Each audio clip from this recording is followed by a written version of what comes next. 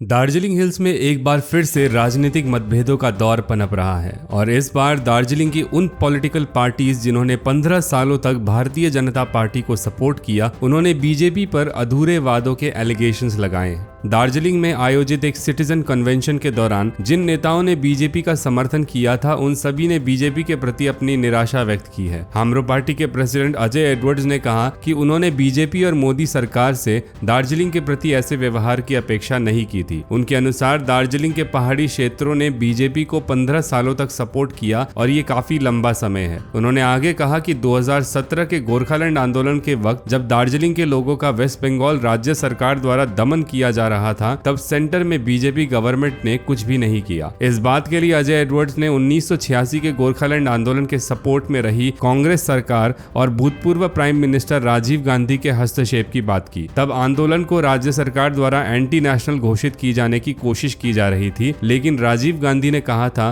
कि गोरखालैंड की demand anti national नहीं है और वे होम मिनिस्टर बूटा सिंह के साथ 1986 में दार्जिलिंग भी आए थे। अजय एडवर्ड्स ने कहा कि वे कांग्रेस का सपोर्ट नहीं करते, लेकिन तत्कालीन गवर्नमेंट का रुख दार्जिलिंग के प्रति क्लियर नहीं है। उन्होंने बताया कि प्रधानमंत्री मोदी ने दार्जिलिंग क्षेत्र का 2 बार दौरा किया, लेकिन वो सिर्फ बीजेपी कैंडिडेट्स के प्रचार के लिए। आपको ये जानकारी दे दें कि दार्जिलिंग हिल्स में बनी 2 ऑटोनोमस हिल बॉडीज, दार्जिलिंग गोरखा हिल काउंसिल और गोरखालैंड टेरिटोरियल एडमिनिस्ट्रेशन, 1988 और 2012 में सेंटर में कांग्रेस की सरकार होने के दौरान ही बनाई गई थी। वहीं गोरखा नेशनल लिबरेशन फ्रंट, जो कि बीजेपी की एलाई पार्टी है, उसके लीडर योंतेन लामा ने बताया कि उनके ऊपर कई पुलिस केसेस लगाए गए थे, लेकिन बीजेपी ने उस वक्त भी उनका साथ नहीं दिया। बीजेपी की एक और एलाई पार्टी सीपीआरएम के प्रवक्ता अरुण घतानी ने कहा उनका बीजेपी के प्रति विश्वास घटते जा रहा है। उन्होंने कहा कि बीजेपी के रुख को देखते हुए जल्द ही उन्हें अब एक अलग रास्ते का चुनाव करना पड़ सकता है।